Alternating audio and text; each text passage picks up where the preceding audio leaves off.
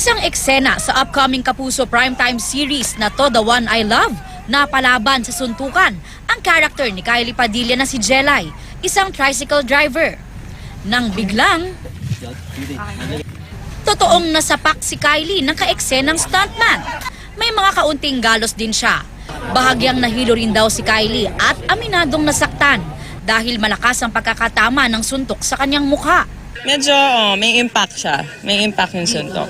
Dito. Yan. Agad din namang nilapatan si Kylie ng first aid.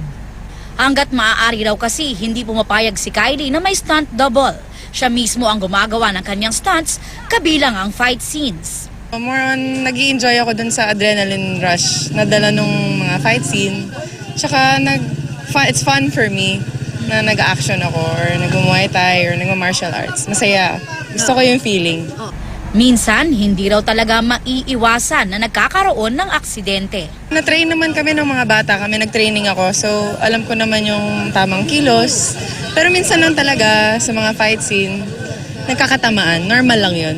Pero para siguraduhin din na maayos ang kalagayan ni Kylie, dinala rin siya sa ospital para mapacheck up. Aubrey Carampel, GMA News.